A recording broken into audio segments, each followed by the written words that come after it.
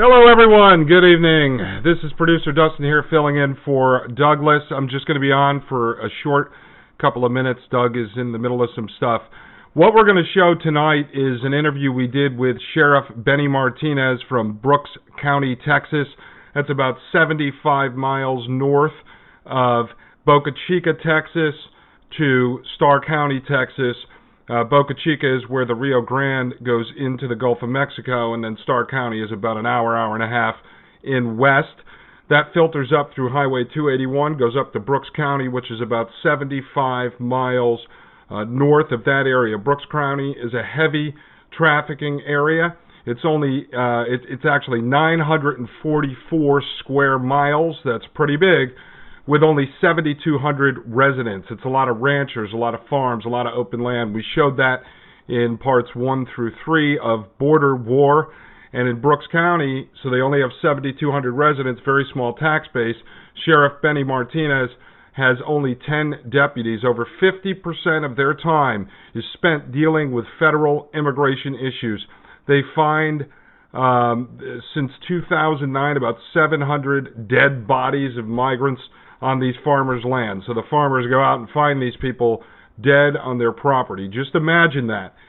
You own a home, you live in a condo, an apartment, a farm, whatever it may be, and every morning you got to walk your kids out to school, or you take your grandkids out to church, and you find dead bodies on your property, some half-eaten by mountain lions and other wild animals. On top of it, you have illegal aliens, criminals, gang members, drug traffickers, prostitution rings coming up through your property. In the case of Dr. Vickers, who's in Brooks County, we interviewed him. He's a landowner, head of the Texas Border Volunteers, which is a militia organization, has to organize all his veteran friends, former law enforcement friends, to come out and patrol his farm as well as other neighboring farms who want assistance to stop these people. So what we're going to do in this series called Border War Unfiltered is we have a lot of people that have been emailing us that want to see the full interviews with the people that we interacted with when we went down to the border on this first trip from Boca Chica to McAllen, Texas. So we're going to show those. One, we want to be completely transparent. Two, for those people who want to learn more about the situation, you're going to gain a lot of knowledge from these interviews that Doug and I had with some of these law enforcement figures, Border Patrol figures, landowners, than you will anywhere else. And frankly, this is going to be more knowledgeable than you sitting around watching Fox News tonight. This is something where you're actually going to learn the lay of the land, what's going on there. It's not for everyone. They're not edited like our first 3 videos into documentary format. I did just chop them up today. So as Doug asks a question, Benny will answer, and then there'll be a little break with just a tag. It makes it easier. I know some people like to take notes on this stuff, where then you can go back and find it later. So that's why we're putting this out there. You know, you paid for it through fundly.com/OBC. You're paying for this investigation. Therefore, you should have access to everything that we saw. We weren't going to put this stuff on YouTube. We were going to just put it over at the website. Some of the interviews we're going to have to because they will get blocked. Some of them show dead bodies and other things that we can't put on YouTube. But we decided, let's try this tonight. It's a slow night usually on YouTube. For the people that really want this information, here it is. You can watch the full interview with Benny Martinez. Some of the other issues I saw in the chat come up tonight. The Second Amendment issues going on in Virginia. Doug will address that this week. We also have a situation yesterday where President Trump backed away from labeling the drug cartels as terrorist organizations. We don't necessarily agree with that move. Doug will address that this week. We also have our big plan we've been talking about, which is finishing this documentary on the real problems the media and Washington won't show you, coupling that with our multi-pronged solution that we're working with a number of allies we're putting together as a coalition on behalf of all of you, the audience, and the American people, and we'll be driving that solution to the White House and requesting a meeting. We have some very high-level contacts now. So all that will be coming together in the coming weeks as we get this documentary filmed and as we solidify the solution and have some legal experts take a look at it to make sure the research that we're doing, and we're going back to old laws, going actually back to the Constitution, to the Insurrection Act of 1807, to various other acts that have occurred throughout history, and we're going to address all the components, as we said, barrier that entails the TerraBlock we've talked about, which is a modular system PID, which is Perimeter Intrusion Detection Technology, which is a smart technology that would allow Border Patrol to know if someone's trying to climb or breach under. And then couple that with boots on the ground. This would be the President's ability to deploy National Guard and or other branches of our military with weapons as well as full arrest powers. It's intricate on how it's done, but it can be done and it should be done. And we're going to put this solution together since no one else has done it, and hopefully have all of your support to drive that solution all the way to the White House. So if you want to sit back, this is about 45 minutes long. It's the full interview with Sheriff Benny Martinez from Brownsville, Texas, a major trafficking hub in our border trafficking issues, in our overall border war. So if it's not something you're into, feel free to tune out, but I guarantee you, you're going to learn more from this than you are from anything you're going to watch on Fox News. And this is 45 minutes. Watch Fox all night. This is actually better. I, Douglas Ducote, an American patriot by the grace of God, do solemnly swear to support and defend the Constitution of the United States of America from enemies foreign and especially domestic.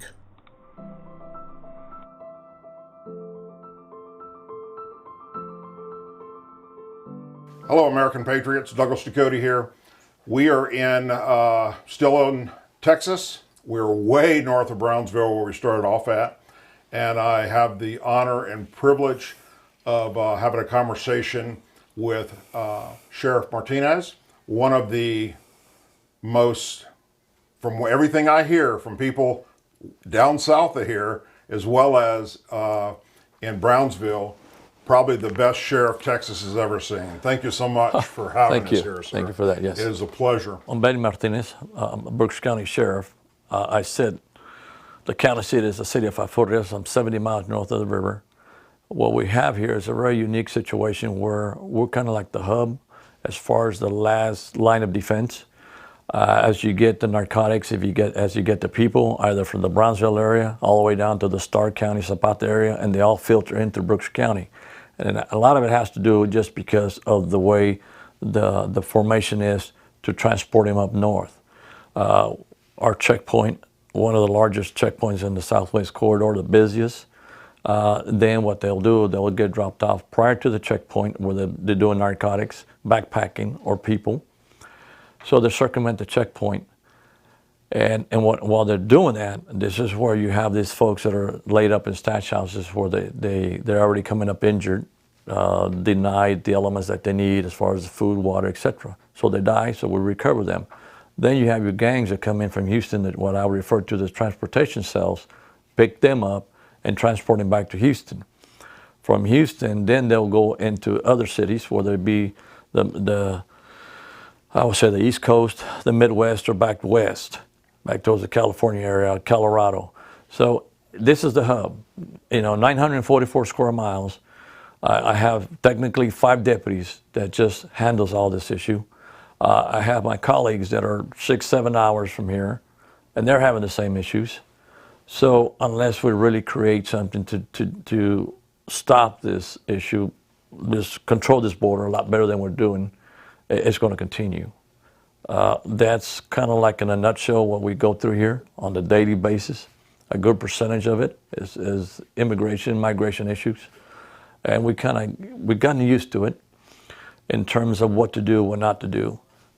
So another issue they need to work on is just, the resources. We don't have the resources to accommodate all that occurs on a daily basis, on a spontaneous basis, because that's what we go through in Brooks County.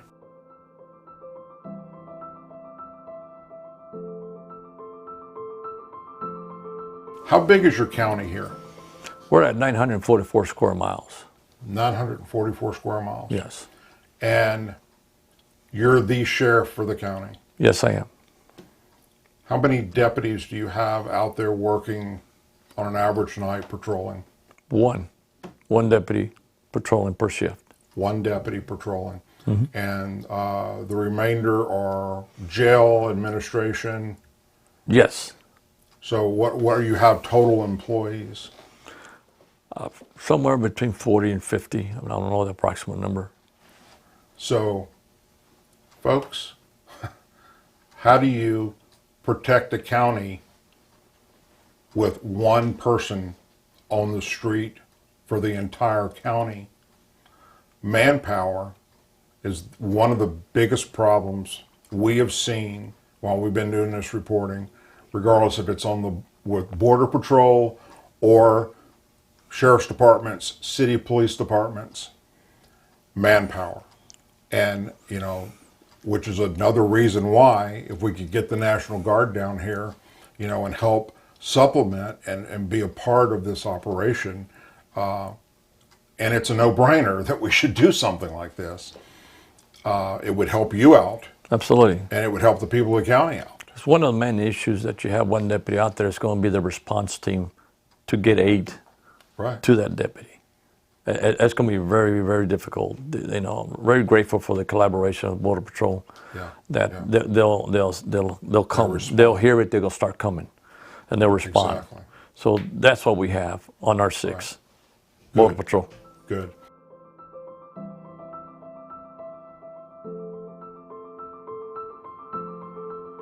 Percentage-wise, how much of your manpower goes to dealing with immigration, illegals, and trafficking of, compared to normal sheriffing?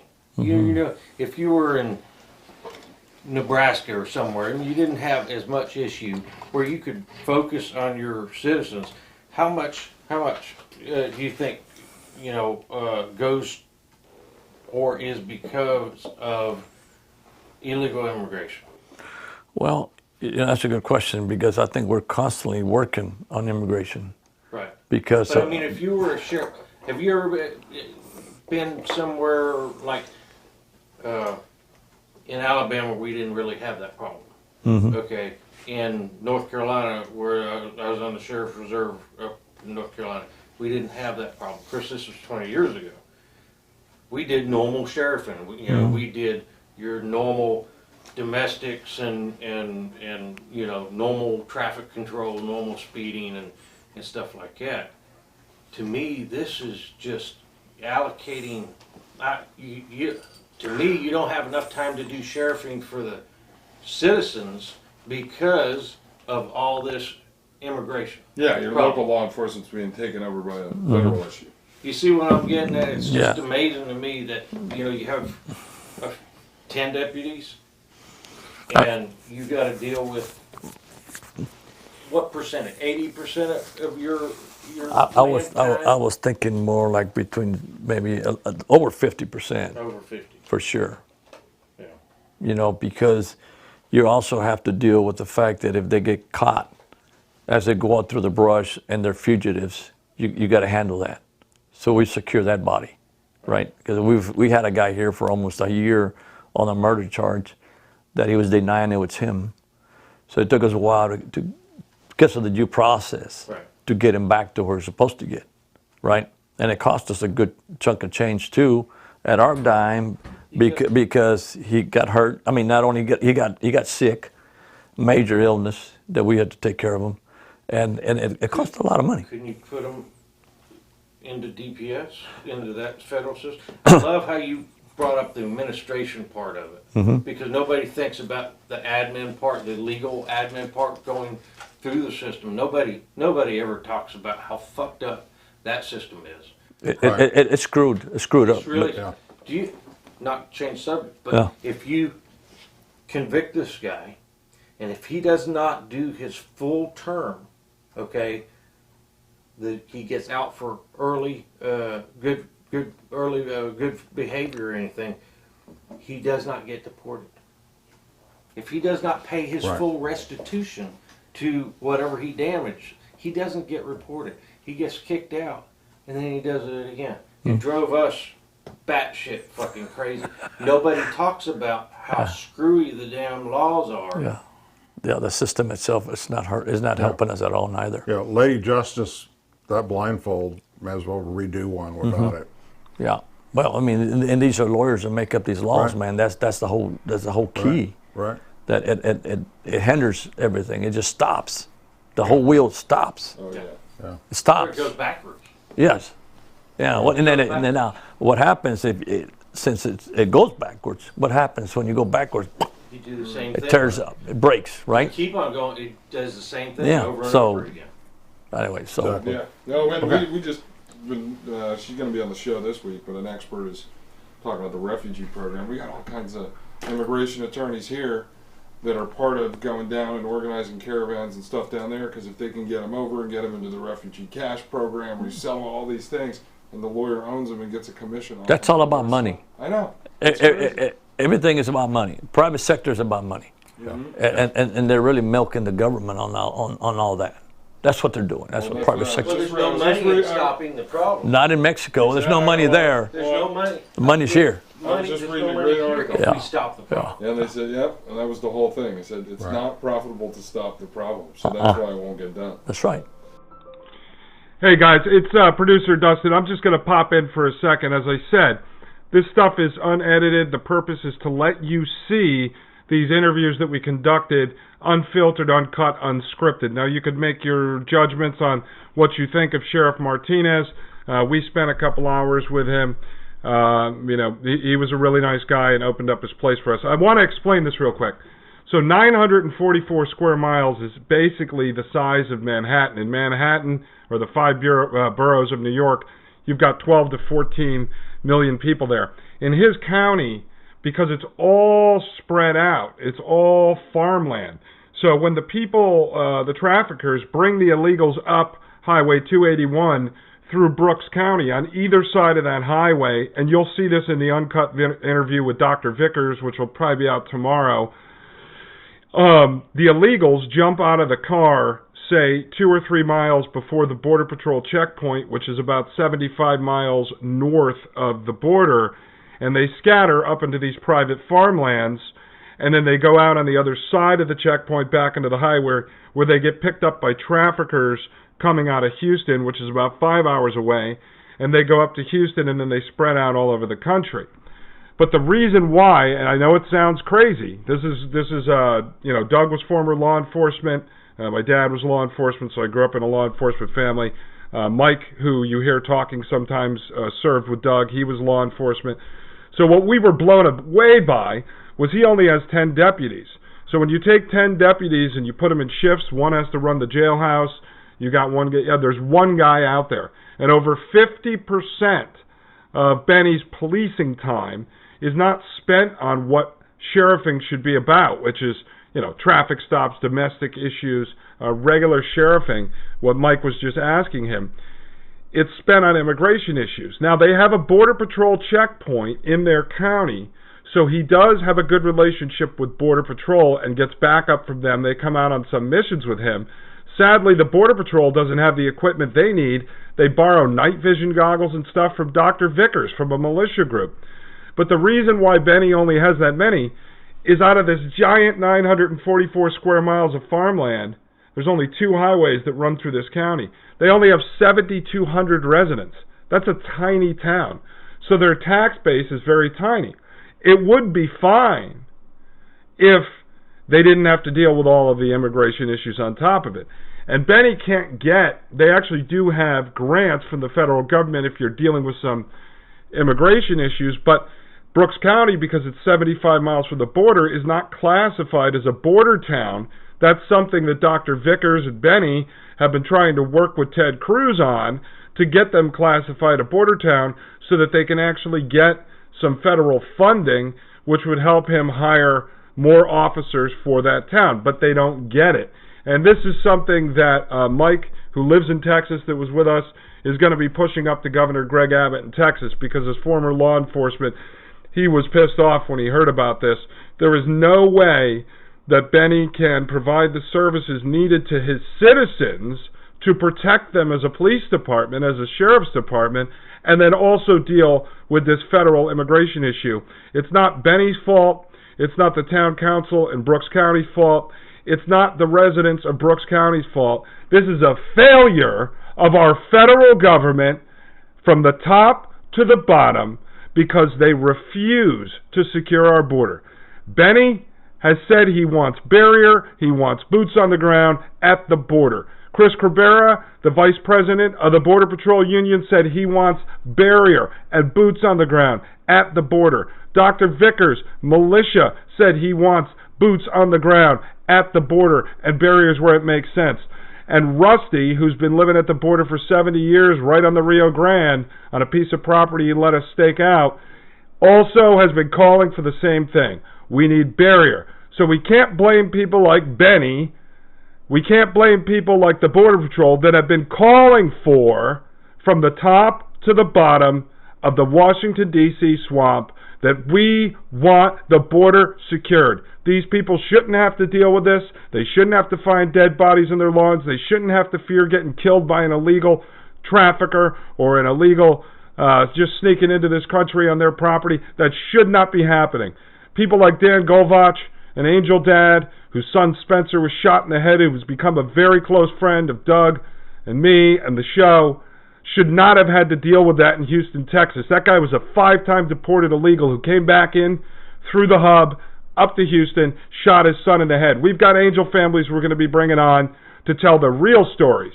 We've got a guy whose daughter had a mop handle shoved through her temple and out the other side by a cartel gangbanger. This shouldn't be happening in America, and it's spreading to every city, and we can all laugh about it. We see these Democrat-controlled strongholds where people are crapping on the streets, filled with violence and crime and rape and murder. We are turning into Venezuela, and it's all starting at the border, and there's a lot of blame to go around. But as far as we're concerned at this show, if you stand for open borders, and you stand for not deporting illegals, and you stand for sanctuary cities, and you stand for hiring illegals, whether you're a Democrat or a Republican, whether you stand for it or you just haven't gotten anything done for us, including the Republicans in the first 2 years of Trump's presidency. We have the White House, the Senate, and the House of Representatives, and they didn't get it done. As far as we're concerned, if you're not part of the solution, you are the cartel. You are the cartel. And you're going to be getting a letter soon putting you on notice, because we are done playing games. We are done getting shit on as a country and as a people. I will pop in here and there as I see some questions in the chat. I just wanted to clarify that for you. I will stick around at the end if you have any questions. I was there in person for all these interviews, so I can fill in the blanks if you guys need to know anything else. I love you guys. Let's get back to Sheriff Benny Martinez.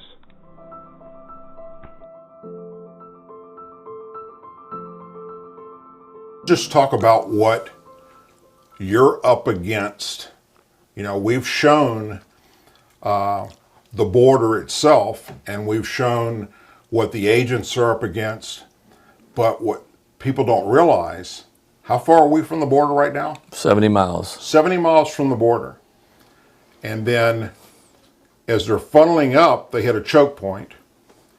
So they spread them out to try and get around that, going through fields, and then come back together. And then they end up in your county. They do. What are you seeing the most of as far as whether it's drugs or human sex trafficking or just illegals in general trying to make it up into the rest of the states? Sure. You actually see a little bit of everything. And it all depends on what actual criminal element is bringing them across. Okay. Whether specifically narcotics or specifically persons. So it varies. Now we're sit right in the middle of the point, which is our checkpoint, which is probably one of the busiest in the Southwest Corridor, right? Right. State-of-the-art checkpoint. So, like you said, they circumvent that, all right? So not only do we recover bodies, and we've been averaging about 50 since 2009 for the last 10 years, around 50 on the average, without... That's per year? Per year. Per year. On the average. So what happens with that is that once they come across, then you have your transportation cells that I refer to, and they're usually out of Houston, and they're usually stolen trucks. What they do, they kind of monitor these gas stations up in the Houston area. Any truck that's left on, you'll jump on it and come on down, okay? and they'll change the tags as they're coming down to match the truck. So that happens here. Once the group comes in, they get picked up. In the last 7 days, we had 4 actual pursuits that we got involved with the human smuggling phase of it, okay? Gotcha. So again, if we don't, so what occurs there at times, they wreck out, they'll crash, and you'll have deceased. You have people that are gonna perish, they're gonna die. All right. So as long as that border's not really secured, it's going to continue. So we have our checkpoint. We have maybe 300 or 400 agents that are stationed here in Brooks County, but because of it's occurring down south, they get detailed back to the south area, which leaves our lands open. Right. So we definitely need to restore that to where they stay here and monitor the county, because they keep coming, and I don't see them stopping. And that's kind of like in what occurs on that part. But we do have very different scenarios, because who's picking them up, how they're getting back to Houston, and then where they're getting shipped off after they arrive in Houston.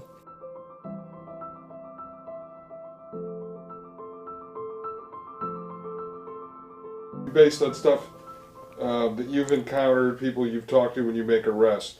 So you say, from what you know, you call them transportation cells, or the transportation arm comes down from Houston. Mm-hmm. So anyone that's coming in that way, whether it's human trafficking or they're trafficking drugs, that's then being stashed in safe houses. Mm-hmm. You said some that are being human trafficked, there's payments or things that Yes. have to be made. Now, nobody coming from, say, South America or even these countries around the world has $10,000 or $50,000 cash to pay along the way. What are a lot of these people almost in the sense indentured servants? They're going to owe something to a gang, to the cartel, to. Yes, and what occurs is that once they're stashed in a home down along the border, they're kept there until funds start arriving, so they can get that particular criminal gangs to get their monies before they're filtered up north to my area. And then from here, when they get to Houston, they're held up again, so they can get the rest of the monies. So they're being held for labor. They're being held for whatever is the necessity that particular gang needs them to do.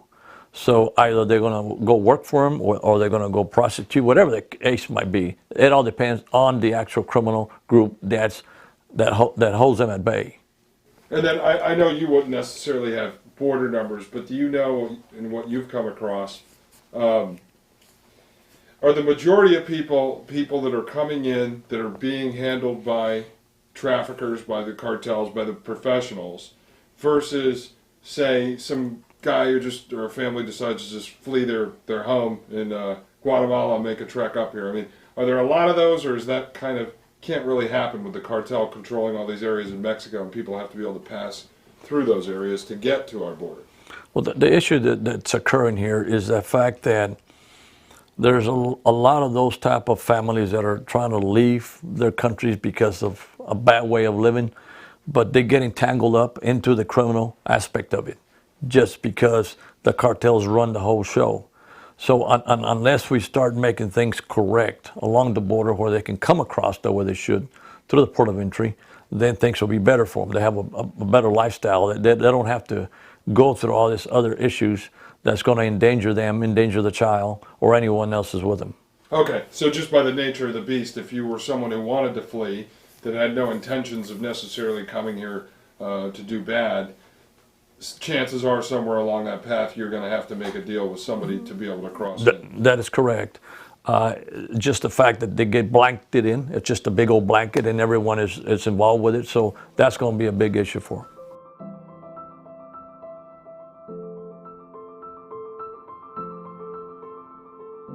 This county has a lot of people have died trying to get across. That's correct. What do you have numbers right now?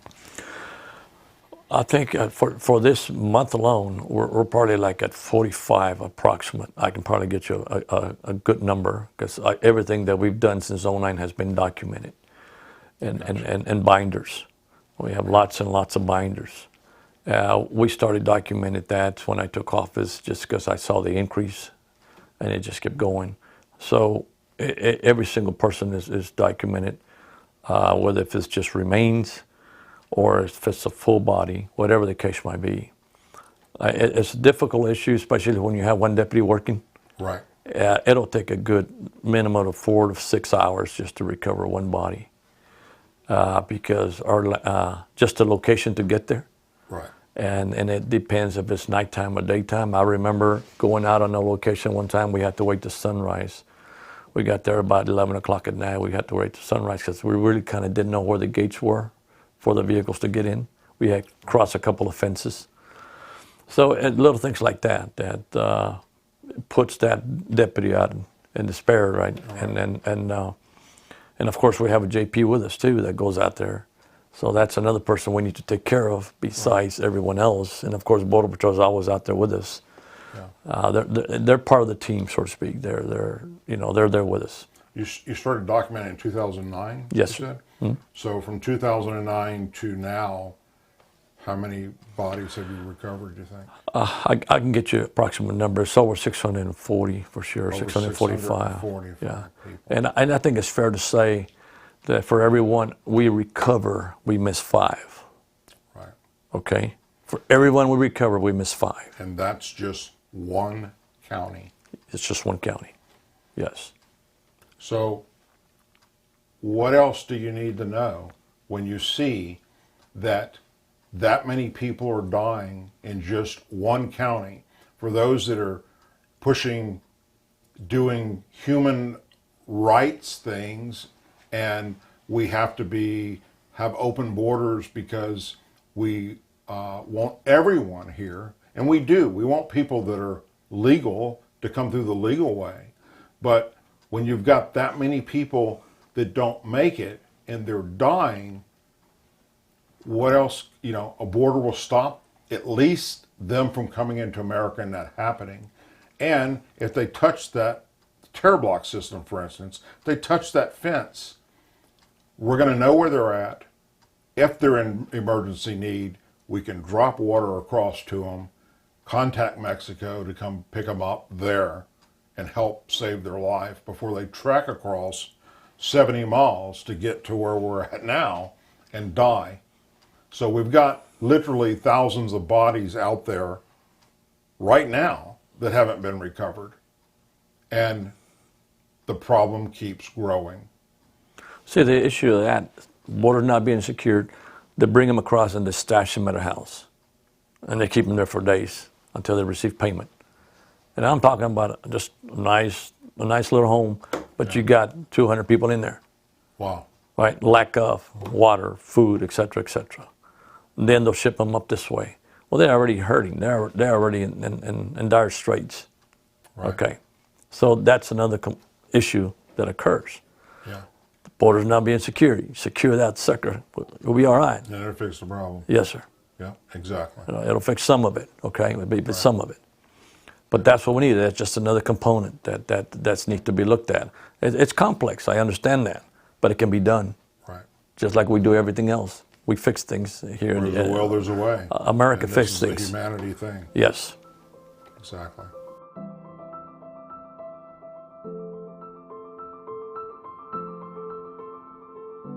Right.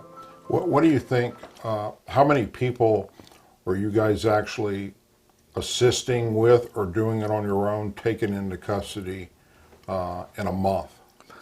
Well, it varies again. Yeah. It varies, but we collaborate very well with our local Border Patrol intel plus our local Border Patrol agents, and I refer both to male and females because that's a lifeline right there for us. Right. That's what helps us. They help us. We help them. We help us. We just had a 1-on-3, what they refer to a 1-on-3. So a lot of these cases also, because they don't meet a threshold, they're not prosecuted in the level that they should be, which is in the federal system. Right. All right. So we adopt those cases and put them into the local area because my theory is that once you catch them, and it goes through the system. It's going to take us a while before we go to court. They're going to turn around and do it again. All right. So they're already marked. That's have an X on him. And we'll come back again, and we'll arrest him again. And now we can get the federal system. So we had a female that did it. Didn't meet the threshold. She left, got bonded out, came back and did it again. So we reconnected with Border Patrol and said, hey, this is the same person that you guys referred to us about 30 days ago. Right. So they revisit that case. So it got into the federal system. But this is why it's vital that we always take these cases and start putting a little damper on them to where if they get stopped again, they'll know that she's already been messed with on administrative documentation. Right. Okay, so now it needs to get into the federal system. So we definitely need to enhance, on the federal side, the prosecution side, right? Either with magistrates or actual attorneys. Gotcha. Because the workload here is high, it's heavy. This is why I can only see the threshold being as high as it is. Right, right. Okay. And it's difficult. It really is. And it's you know, I had another guy, I went out to a local rancher, walked in the house, and there's a guy in the house, just laying in there. They got into a scuffle, but we responded quickly along with Border Patrol. We found him. He was found. This was his third reentry. Wow. Third reentry. The guy knew the system, right. and he was threatening, you know. So things like this happen, and they shouldn't happen. Right. You know, it's the third time already. And he done spent 24 months in the federal side. But these type of criminals just don't feel it. Right. You know, they need a harder impact.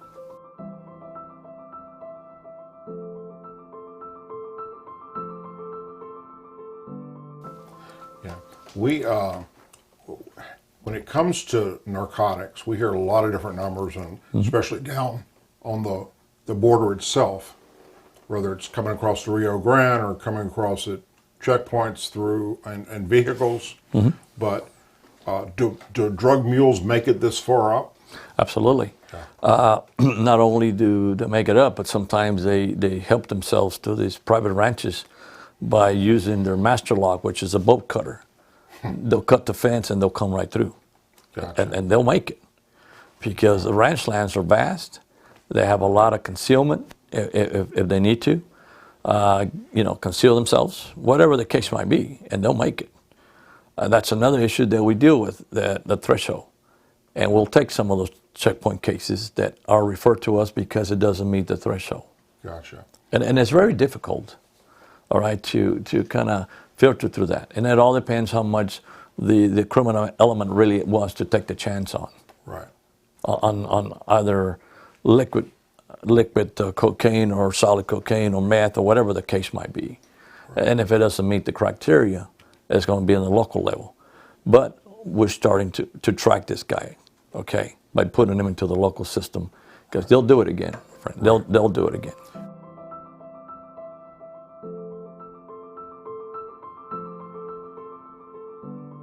Now, we hear all the time these sanctuary cities that when they have someone that's been incarcerated, that's illegal, not cooperating with ICE, and they just let them back out the door.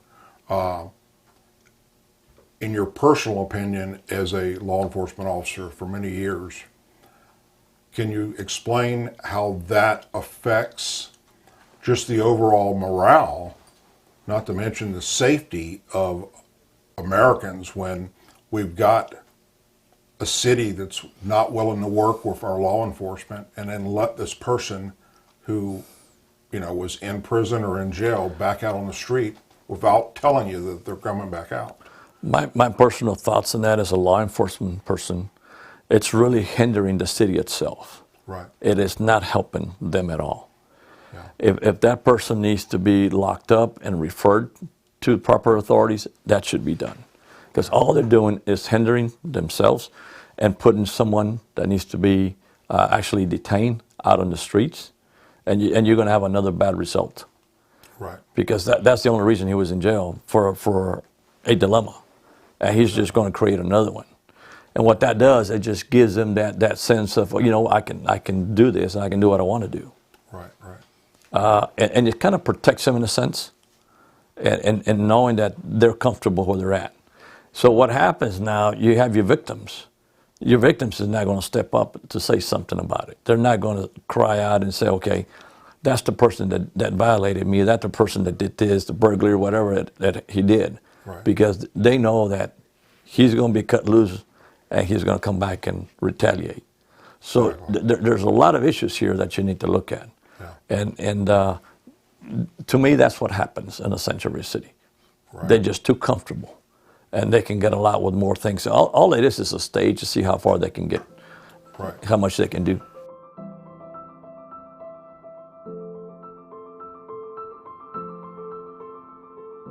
Do you see much in this area of gang members coming up? MS-13, for instance, we hear a lot about that along the Arizona and New Mexico area, but you have a lot of gang members that are coming up this way through Texas. We've come across at least a couple or probably a handful of MS, and this was back when we first started, when he was backpacking. That's what they were doing, they were backpacking. And we caught him, and he pretty much said it wasn't his, because what they do, they'll conceal the dope, right, the narcotics. But we got him and we brought him back in. We took the shirt off, and you can see the indentions on his shoulders by carrying the backpack. Those backpacks are at least 40, 50 pounds. Yeah. And they're going to have an indentions. Okay. Yeah. And that's what gave it away. But he was pretty strong. He felt pretty comfortable. Yeah. But we made him realize that he wasn't that comfortable after all. Right, right. So we took care of him. And we've had other, those type of gangs, and we also have those that come in from Houston area that actually do the transportation for these. This is a neutral site for any party, particularly any gangs that come in, because the lack of, I would say, the lack of knowing that the law enforcement presence are not here as often as they should be, and they know it. Right. And they have all the time, you know, until we can organize ourselves between here and Houston and develop some type of response team, a quick response team that can handle situations and just follow whatever criminal element is going back to Houston so it can be handled when it arrives at destination. Because that's the only way we're really going to enhance ourselves as to who's who right. on the chart.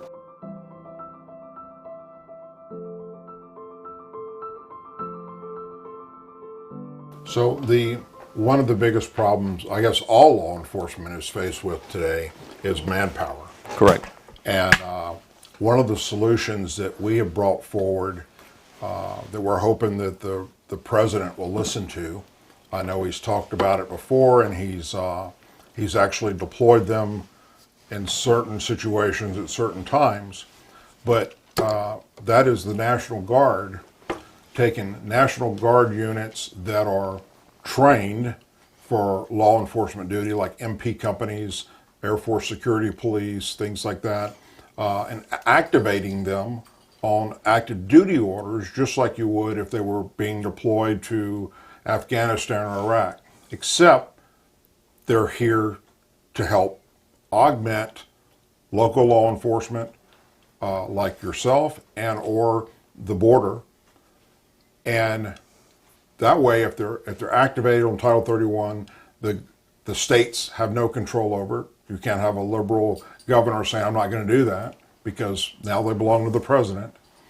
And have these men and women that, you know, they sign up to serve their country. What better way to serve your country than to help protect it from what's coming across that border, as opposed to, you know, going overseas to help some other country. Obviously that will continue to happen, and we have to do that. Mm-hmm. But every veteran I've talked to and every military person I've talked to all say, you know, geez, what a morale booster that would be if we're able to actually help right here in America, besides, you know, they deploy for storms and hurricanes and whatnot. But do you see the National Guard, if that was an option and the president was willing to activate military police companies to come down and assist you guys, is that something you think would be welcomed here? That'll definitely be a force multiplier for us. Right. And I can definitely, just sitting here, I can definitely have areas where that can be vetted and support what's occurring. Right. We did an ops the other night, and there was only 5 of us. So, and a lot of it has to do, what I refer them to is see what you're looking at, and then do the assessment. And then look at the threat assessment first, too, make sure that we're not outnumbered. Right. Because I would welcome something like that. I think it should be done. It should never have removed it from along the border when they were there anyway in the first place. Right. It should have, because it's like a tourniquet. A tourniquet stops the bleeding. When you release it, Right. it's going to bleed again. Exactly. And that's what has occurred. They released it. Yeah. So that's why it's occurring. They have to understand that these criminals are not stopping. They're going to throw everything at you. Right. And any angle, anything that works, they're going to keep coming. They're already vetted. They're already in the United States. Right. Right. And Okay. in lots of places we know who they are. Absolutely. Absolutely. Because I strongly believe we have probably one of the best intelligence community in the United States. Right. And Yeah. and we need to utilize those resources correctly. Kind of like take the gloves off. Let's go to work. Yes. And I Yes. guarantee you, we'll be rounding up a lot of people that need to be rounded up. Right. Oh yeah. I think it's really it's simple, because everyone's already in place. It's already in place. So why not Why not use it? use it? Yeah. So what are we afraid of? We Exactly. shouldn't. If we use it correctly, we should not be afraid to use it. Yeah. I mean, there's Right? The policies it's like- are in place. Everything's in place already. Yeah. You've got somebody that's over here bleeding out, and you got a first aid kit, but yet over here you got a doctor. We're not going to use the doctor. We're Correct. going to bandage you up with this and send you on your way. That's how I see what we're doing. Well, that's what's America's doing occurring. with this border. That's what's occurring. Right. It started about 10 years ago. Because we've been taking hits after hits since 09. And that's what's occurring. Yeah. I think if we just use what's in place, and utilize it correctly, because the policies are already in place, Right. the laws are in place, Right. use them, maximize them. Quit this threshold level. Right. Throw that out the window, and get after it. Bingo. You'll stop it.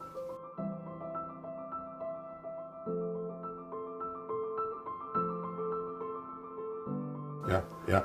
It's almost, I get a lot of comments and a lot of people talking about the videos that I do on the border, saying that it's almost like there are people in Congress that they just don't want. They want to keep the situation like it is, or allow it even.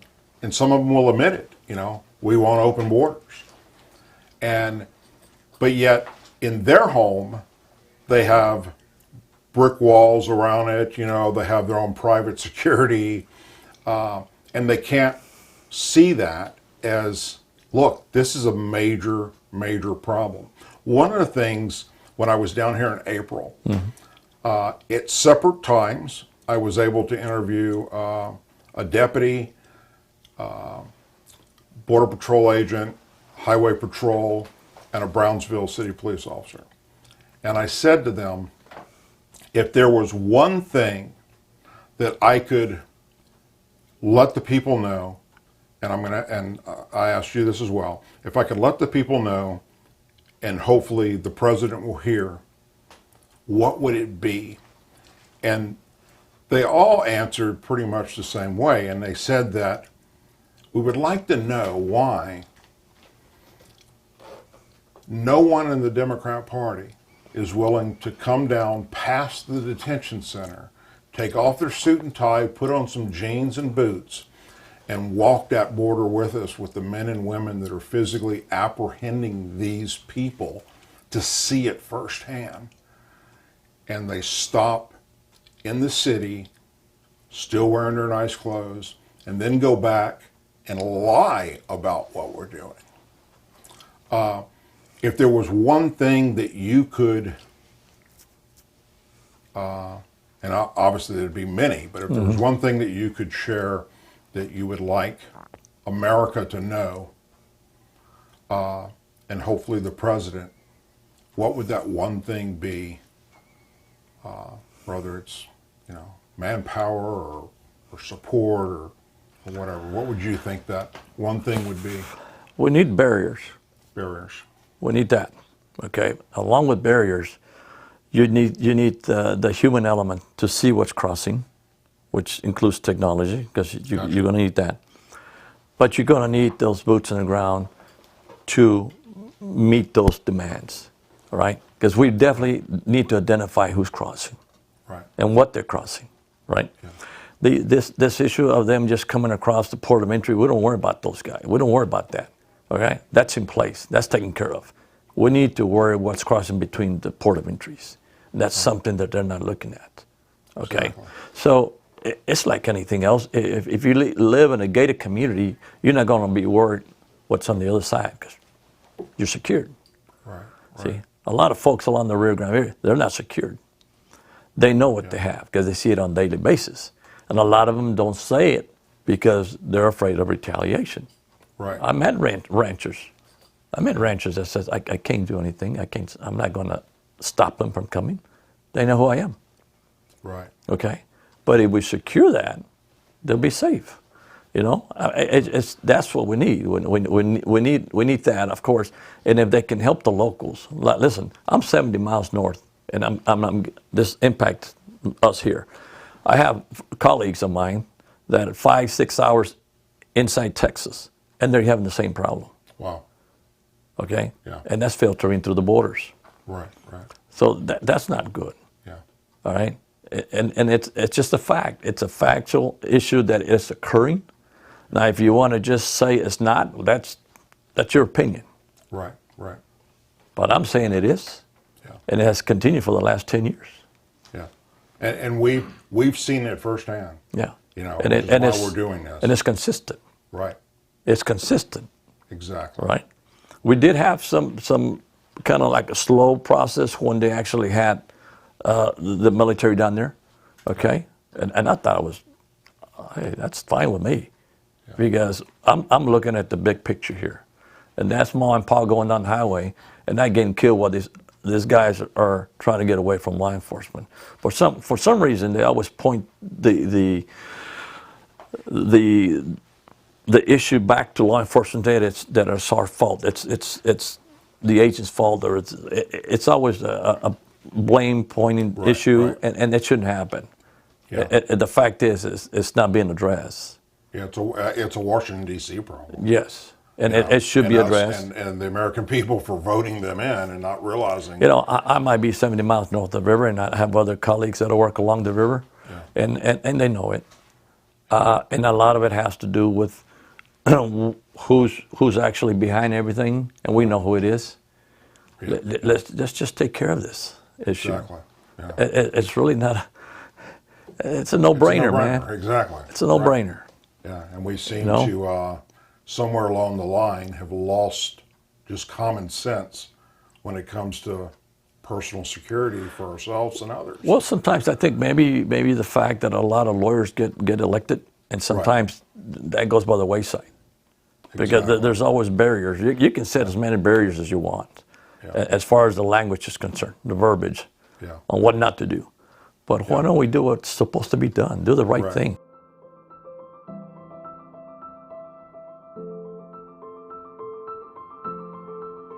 Okay, and then just straight on one more, and then the last thing is, as you mentioned earlier in the interview, you think as far as the border is concerned, you endorse, more physical barrier, technological barrier, and then, more manpower, whether that be a new agency or National Guard or something with rapid response teams that could help local law enforcement and help Border Patrol. Yes, and along with those barriers, you will need those response teams to appear. You're going to need those boots on the ground. You're going to need all that implemented simultaneously, because that's what it's going to entail. As soon as you hear something go off, as soon as the camera picks something up, you definitely need the human element to go look at it, what's coming across and what they're looking at. It's just going to confirm what you're looking in the camera.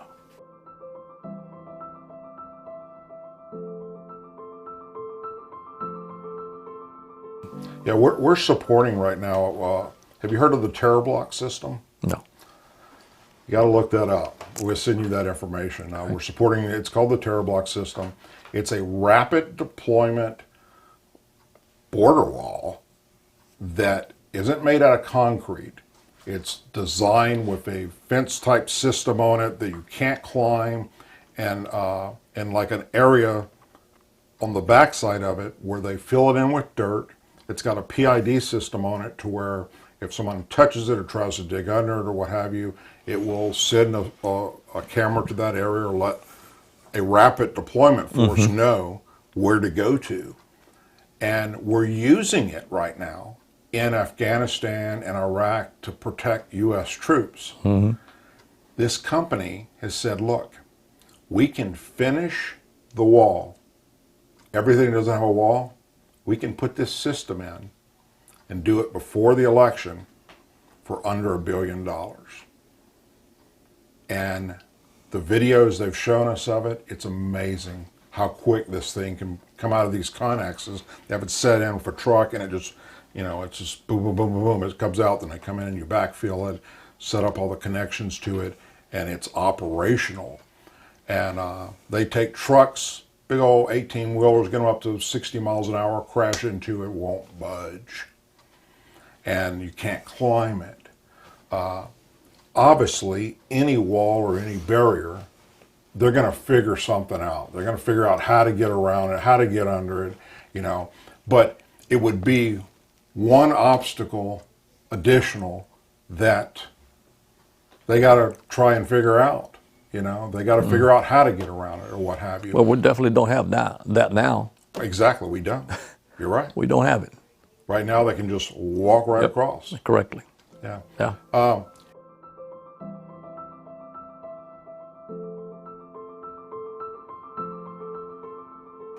One last thing I want to ask you, which is something that's very dear to my heart, being former veteran law enforcement officer as well.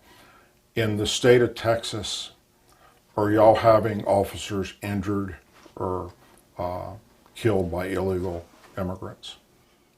I'm sure we have, probably in larger cities. Yeah. Where, like Houston, for instance. Right. We haven't had that issue here, besides that issue with the rancher, and we got him. So has it happened? Absolutely. Yeah. It has happened. I know it has happened. Okay. Yeah. I know that not long ago was I don't think it was in Texas. It was another state, another DWI type of issue. Right. But it has to happen. Yeah.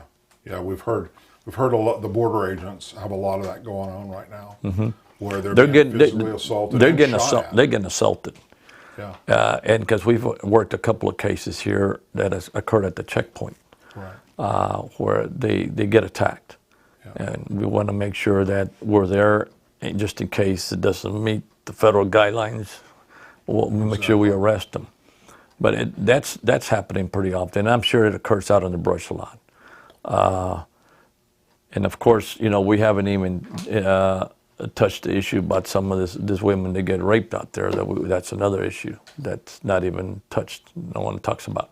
Right. But as far as the assaults, yes, because I have gotten into a scuffle, simply a scuffle with one of them that we chased down in the brush.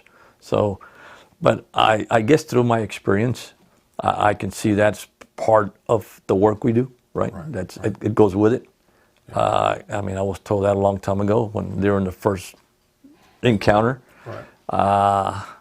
But it happens, and of course, it happens because it's not secured. Exactly. It makes sense. See, all these things that occur is because the border is not secure. Exactly.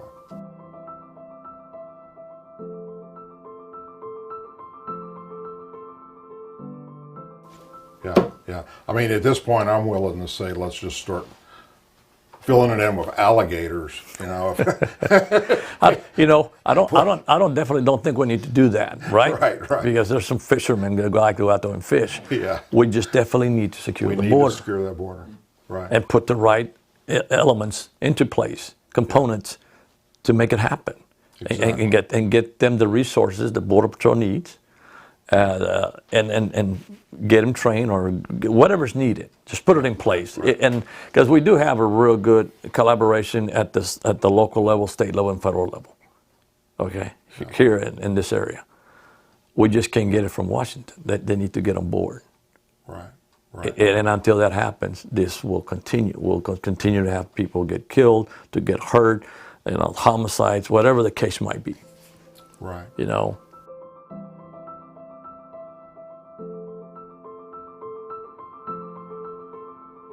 right. Nobody hardly ever talks about the sexual assaults that are taking place.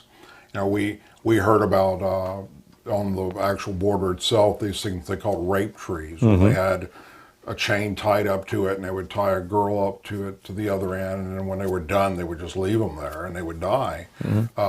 But you also have those that, are sexual predators that have come across, and then they get to the cities and whatnot. You do. That's what I'm saying. And assault This the is citizens. another reason why we need to secure that, because we do have a lot of these predators that come across and just prey on.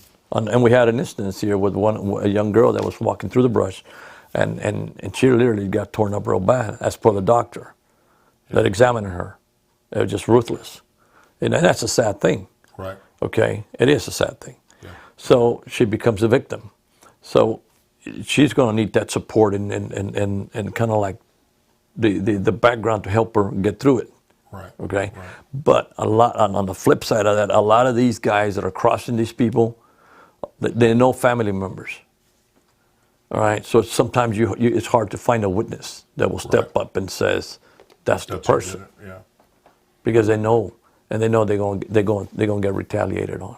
Right. So that's another component that you have to deal with. There's just a lot of little things here that go into place. But if we were to secure the border, It all starts at the border. and put the system in place where they can come in across the way they should, through the port of entry. Yeah.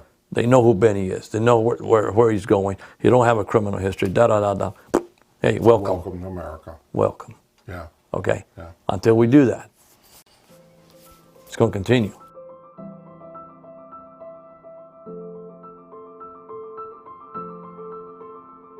Well, I hope that with what we're doing and others, that we can continue to shed light on the problem. We can continue to let the American people know that, look, it's not going away. It's here. It's getting worse. And they got to vote, and they got to realize what is happening. And if you don't want to take our word for it, look, there's not a law enforcement officer I've talked to yet that says, feel free to come on down and meet with us and sign up to do a ride along. Let us take you out and show it to you. That's your citizen right as a taxpayer. And the men and women that are down here on this border and border towns and counties, look, they're putting their life on the line for you, for me. All right. And the least we can do is spread the word that the problem here is no different than the problem in Afghanistan or Iraq. Matter of fact, just last night when we were out on the border at night filming, I thought to myself, when I was deployed into combat situations, I was not looking at my six per se, or I felt a lot more comfortable than I did on that border last night, not knowing what was going to pop out through the Rio Grande and who they would be or what they would have with them. So the problem's still here, it still exists, and we've got to do something to plug it.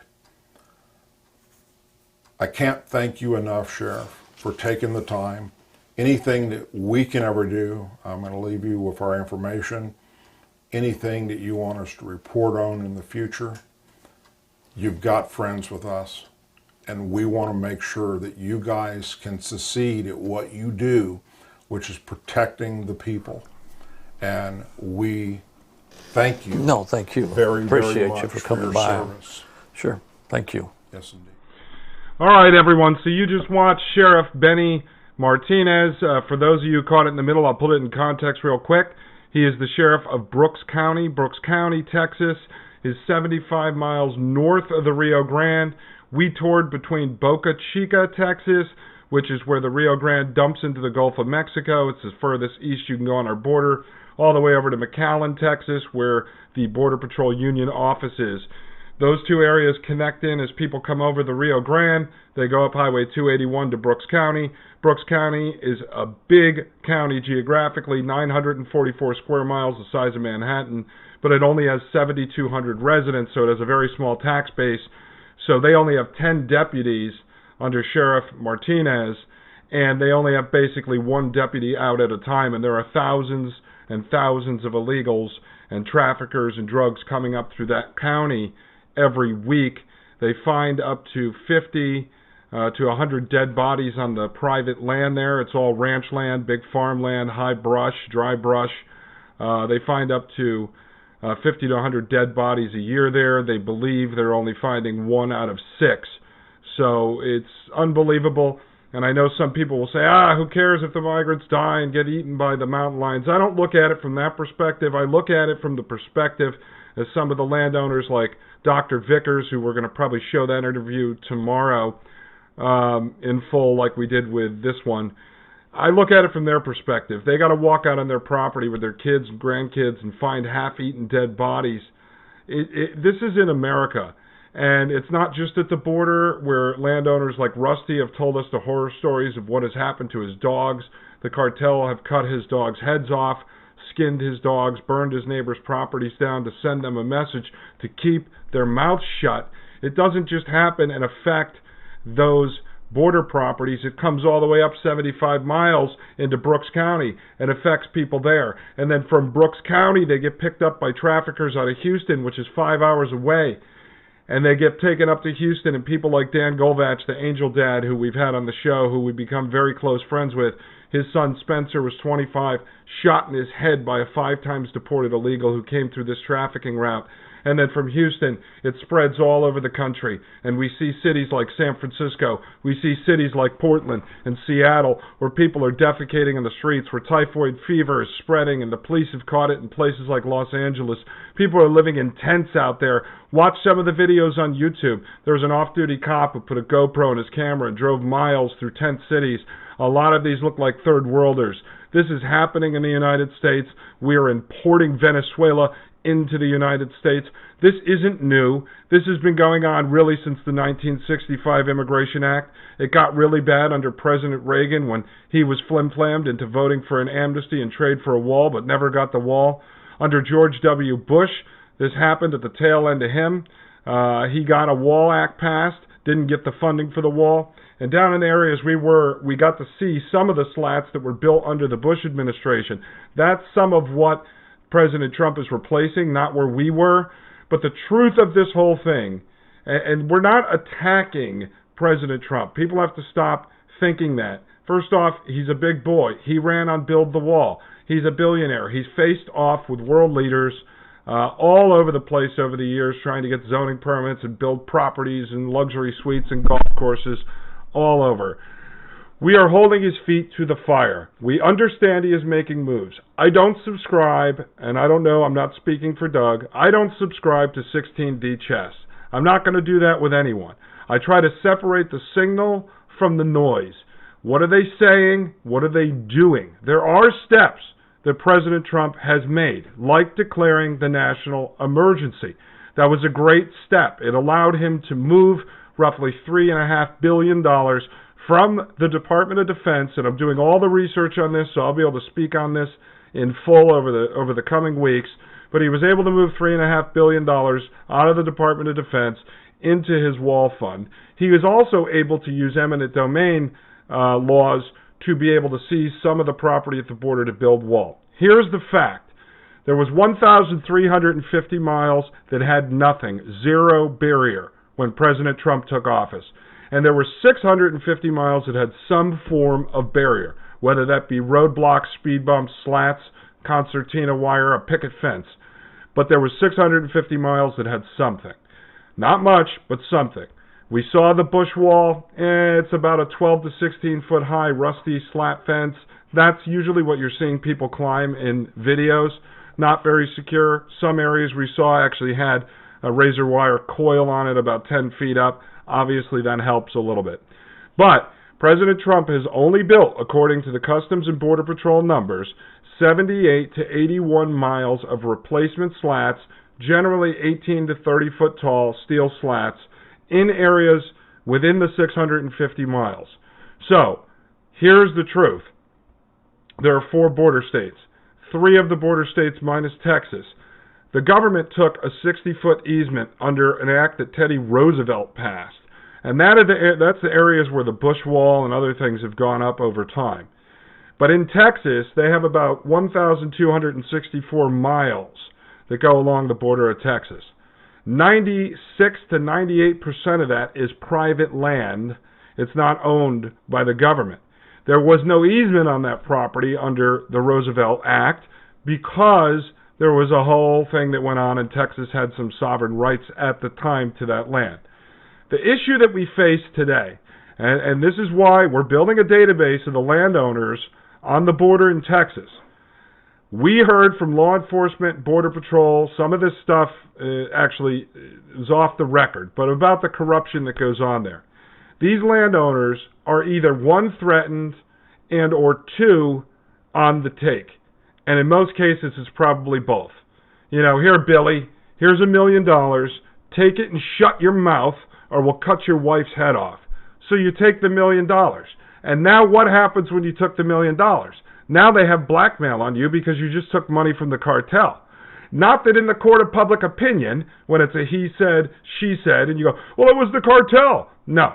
The sad reality is the cartel also controls a lot of politicians and law enforcement in and around the border, in and around the border states, and all the way into Washington, D.C. That's why we're calling these people cartel, because that's the truth of the matter. They are cartel. If you're on the take, or you're turning a blind eye, or you're hiring illegals, you're supporting this system, you are the cartel. And as we learned from Sheriff Martinez in this interview, anyone, including those fat families that you see on TV crossing the border, are making a deal with the cartel to get here.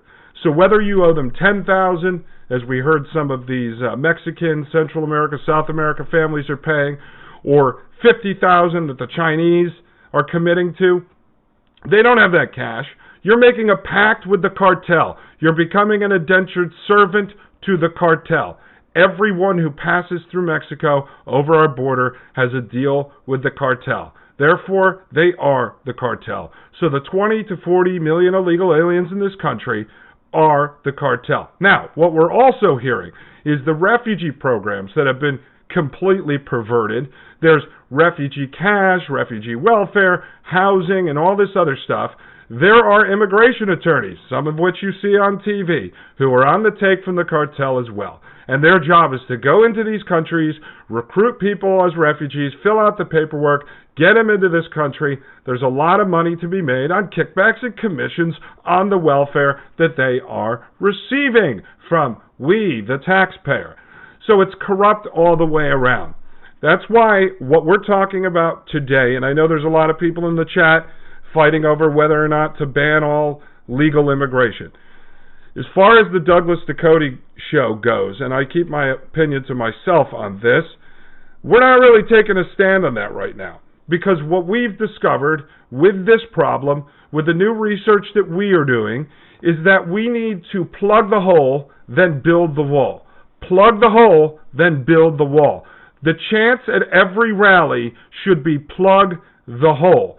And there's a way to get this done, of which I'm doing a ton of research. Chrissy Piccolo is helping me, Maria Albanese and some others. We're going to compile all this, show it to Doug, and we're going to take it to a couple legal experts to make sure it can be done. This is the solution we want to present to the president. Again, I give him credit on things like the National Emergency Act. He did the right thing there. Well, as you know, we went to the border, we came back. Tuesday, Doug did a video declaring anyone who supports the cartel or illegal aliens as cartel themselves. On Wednesday, President Trump went on an interview with Bill O'Reilly. He said he'd been working on it for 90 days, and he may declare the cartel terrorist organizations. Then, about 100 articles across alternative media comes out over a few days talking about this, bringing light to cartel. We were super happy. Last night, as we had that horrible attack by the Saudi military guy on the base in Pensacola, President Trump tweets out that he is no longer going to declare the cartel a terrorist organization because the president of Mexico is going to maybe cooperate with him. The president of Mexico ran on sitting down and having tea and crumpets with the cartel. Now, I don't know. Maybe President Trump knows something we don't. Maybe Bill Barr in his meeting with the head of the president of Mexico knows something we don't. But again, I'm not going to sit back. We're not going to sit back as patriots, as activists, as people trying to bring you the truth and provide solutions and hope that President Trump did something right or Bill Barr did. I am not putting my faith in any man. When I voted for President Trump, when I supported him from the beginning, actually since 2012, when I gave him money, I supported a plan, not a man. The plan was America first. The plan was make America great again. The plan was build the wall. The plan was lock her up. The plan was drain the swamp. The plan was put an end to the Bush and Clinton dynasties. There are a lot of things I agree with he's done, a lot that I'm proud of him for doing, but we are going to push forward with this. We're not going to play 16D chess. The border needs to be secured. The hole needs to be plugged before the 2020 election, and it can be done. Our solution will allow him to do just that. And if people tell me, well, he gets bad advice from advisors, well, that's why we're going directly to him with our solution. If people say he can't do it because he's handcuffed, well, then he's completely useless. So what is the point anyway? The deal is this.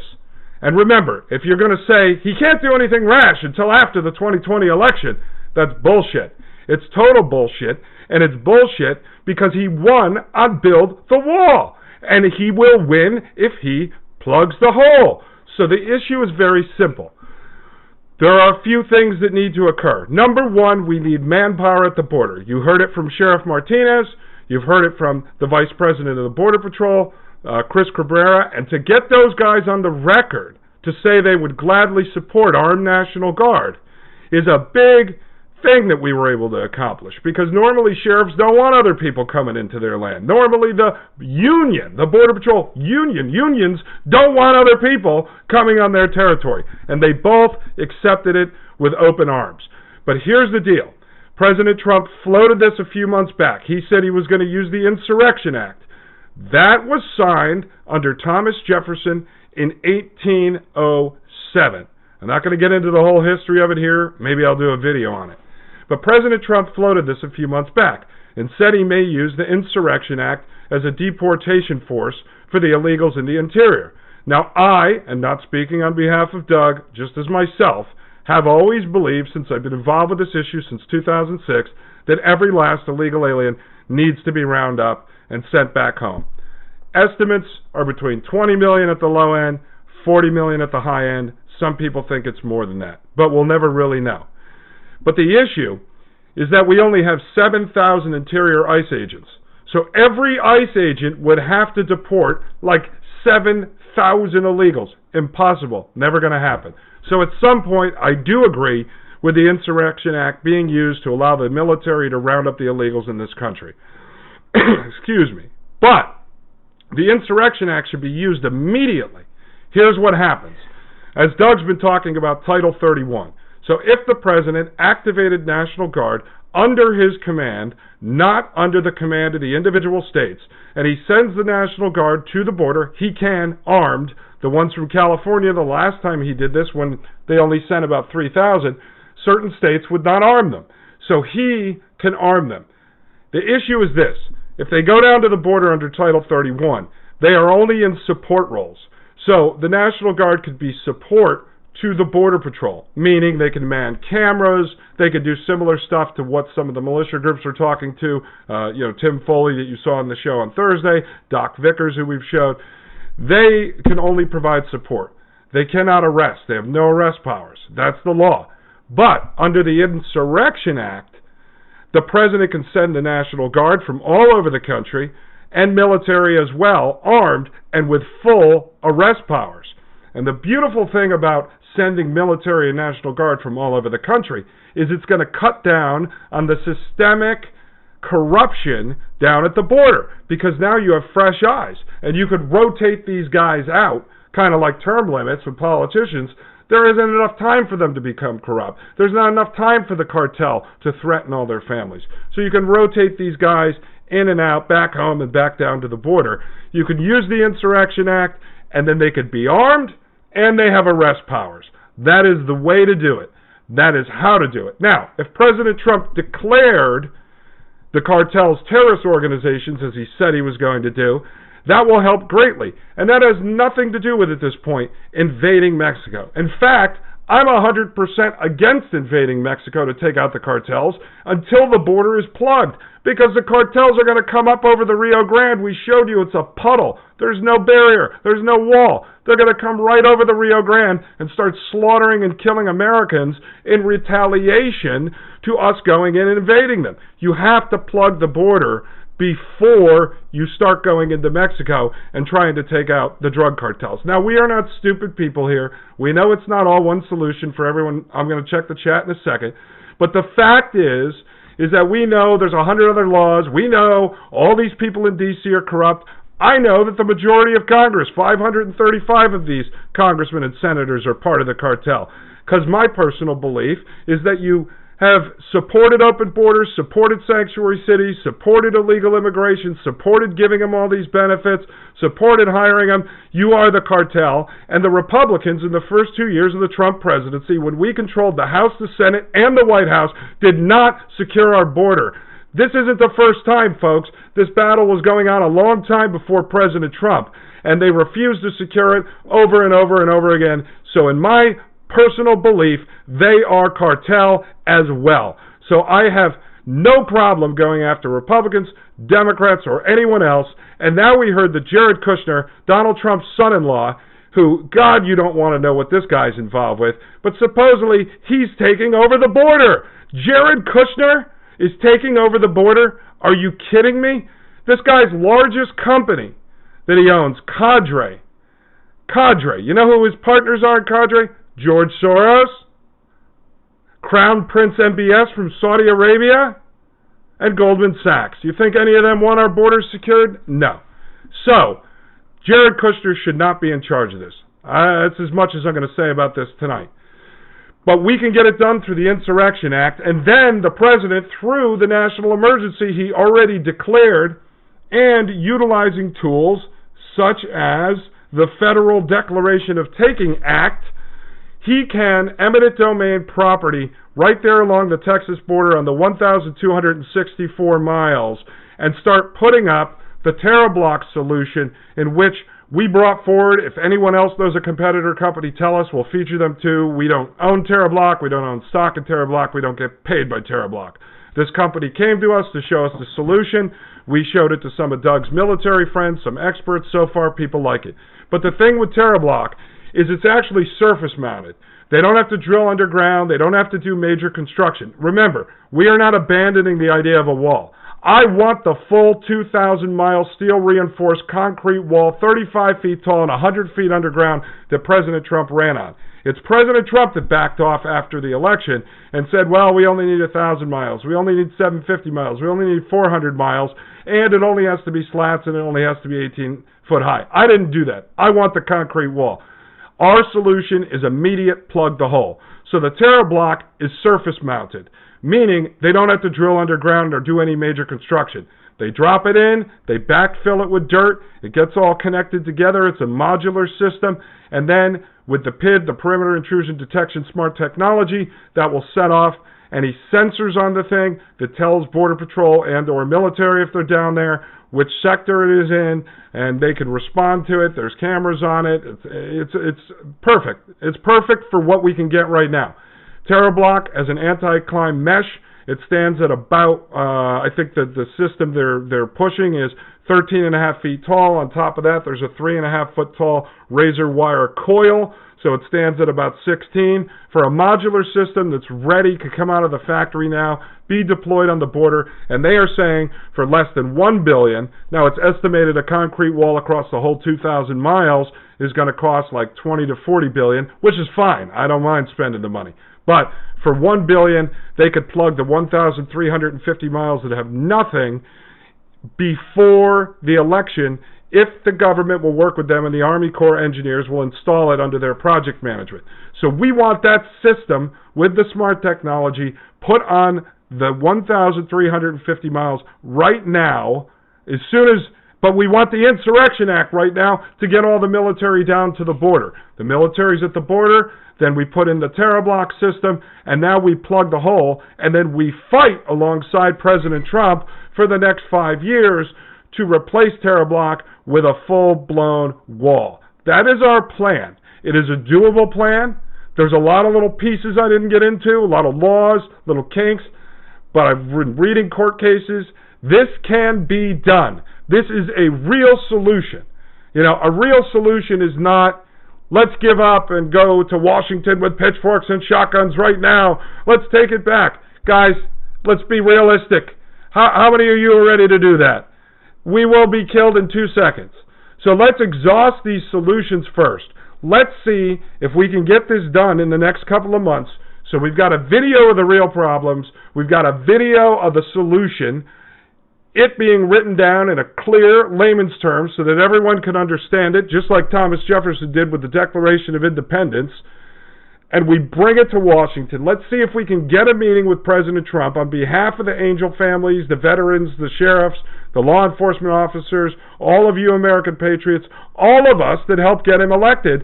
Let's ask for that meeting. Let's first see if we get a meeting. And no, we will not just sit down with Jared Kushner.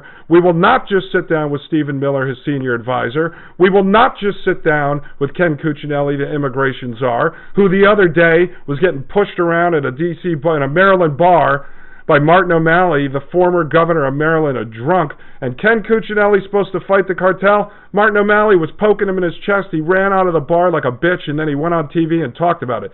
He should have smashed Martin O'Malley over the head with a bottle and kicked him in the balls. But no, that's the pussy that is running our immigration policy. So no, we will not just sit down with the three of them. We want a meeting with the President of the United States. And here's what I'm suggesting with the allies that we have. As we sit down with him, we tell him block off 3 hours, not 5 minutes. We want a real discussion. It's not a photo op. We sit down at the table, make them look the Angel families in the eyes, the military, the police, the sheriffs, all the people who went on stage and endorsed him, and look in their eyes while we explain this solution. And then if he says yes, he likes it and he will do it, then we will be prepared to stay in Washington, D.C., like our founders did, like our original elected officials did to get problems solved. They would take their horse and buggies to the Capitol and they'd stay there till the nation's problems were solved. And we stay there. We say, Mr. President, we are here to support you. We are here to see this through. This was not a 3-hour meeting. We will be here for 1 week, 2 weeks, 3 weeks, 4 weeks. Every day at the White House, we will be here at 5 a.m., and we will stay until the job is done, and you can sign the executive orders, and we can get this done. And then we will go down to the border. We will monitor everything at the border. We will stay there until this thing is built. We will seal this border. We will plug this hole before the 2020 election, and you can accomplish something that you ran on, promises made, promises kept, Mr. President. We are here to do that for you. We support you, sir. We are not trying to hurt you. We are trying to help you get this job done. We know you have 1,000 things on your plate. This is the most important one. We are about to fully lose our country. The Democrats, the liberals, the leftists, the progressives, the Marxists, the communists, the socialists, the totalitarians, the oligarchs, the technocrats, all of them have been using demographic warfare to destroy this country by importing people from all over the world through the open borders, through the visa programs, through all of these other things like the Refugee Resettlement Acts, to destroy this country because we are no longer a melting pot as we once were. We are now a multicultural, diverse society where no one is forced to assimilate. No one assimilates and they're told they don't have to. And that is how our country is being destroyed. And I hate to tell all of you this, but the truth of the matter, and I'm sure everyone watching knows, when they say we're going to turn Texas blue, or we're going to turn Florida blue, or we're going to turn these other states blue, blue for Democrat is no longer the blue Democrat Party of John F. Kennedy. Blue today means third world. Look at all the places that the Democrats control. Look at all the cities the Democrats control, where people are crapping on the streets, needles all over the place, drugs and crime and disease. It's disgusting. It's disgusting. The Democrats equal third world. The party of JFK is dead. My question, is the Republican Party totally dead? I know a lot of people believe they're weak-kneed and they're wusses, but I'm willing to gamble that they are members of the cartel too. And I think you American patriots are ready to confront them and to call them what they are. You are a member of the cartel. You failed us. You did not get the border secured. You did not stop this flow of invaders coming into our country. Listen, folks, get it through your thick head. Stop thinking that there's anyone in Washington, D.C. who is looking out for your interests. Stop thinking that there's anyone there in the swamp who loves you. The bureaucrats, the elected officials, all of our institutions, from law enforcement to justice, have been taken over by these Marxist scumbags. And they're all on the take. And that's why we see no justice, whether it be Russiagate, Spygate, this sham impeachment, this coup they tried to pull off. We don't see justice because they've corrupted everything. They've taken over the education system. They've taken over the universities. They've taken over Hollywood. They've taken over media. They've taken over the churches. They've corrupted our entire society. We are being run by corrupt, psychopathic cartel scumbags. That's the truth of the matter. There is no one in Washington that loves you. They hate all of us. And the fact of the matter, look at the policies they offer us. Medicare for all, unlimited abortions, taxpayer-funded tranny surgeries. They want us dead. That is the truth. And we have to face them head on. This is our final stand. This is the 11th hour. Going in to this election, it's not about if Donald Trump wins or loses. Because if he can't plug the hole, if he can't seal the border, if he can't change the immigration laws, none of it matters at the end of the day. We need to drive our solution to the White House with you. We need to get this hole plugged now. If it is not done by the election in 2020, it will never be done. Mark my words. It will never, ever be done. Because if you truly believe all this stuff we're watching right now, this impeachment, this coup, rumors about the president being poisoned, if you truly believe the deep state is all so powerful, maybe they made a mistake in 2016 and Donald Trump won over Hillary Clinton. But if you think they're all so powerful, explain to me how they just don't rig the election. How they don't have their media lackeys just announce that Elizabeth Warren won and just forget the real polls. So we have to face the fact that he may lose, he may be impeached, he may be poisoned, maybe they remove him immediately after the election. And even if the Republicans win the House and Senate this time, how do you know that they aren't going to do the same thing to us they did the first 2 years of his presidency, which is to give us nothing, to piss in our face is what they did. They are a disgrace. They are the cartel. Only President Trump could get this done, and he can do it unilaterally. He needs to be the Andrew Jackson that he claimed he wanted to be. It is time to take on the corrupt courts and to take on the corrupt legislative branch. This is your time, President Trump. This is your time to shine. This is your time to be the commander-in-chief. This is your time to be the boss that we all thought you were, that we memed about, that we cheer you on at your rallies for. This is it. Don't go down in history being just like everyone else. Go down in history as the greatest president that ever walked the face of this earth. We know you want to. We are here to help you. You must do this now, sir. You must step up to the plate and get it done before 2020. And only you can do it. And you better get Jared the hell away from that wall, because he has no business being in that position. Mr. President, we are calling on you. Now is your time. You can get it done. And every single one of us, we are who we've been waiting for. We are the patriots. We are the refounders of this great nation. We will save our republic, or at least we'll get an answer out of this president and know where we stand. God bless you all, and have a great evening.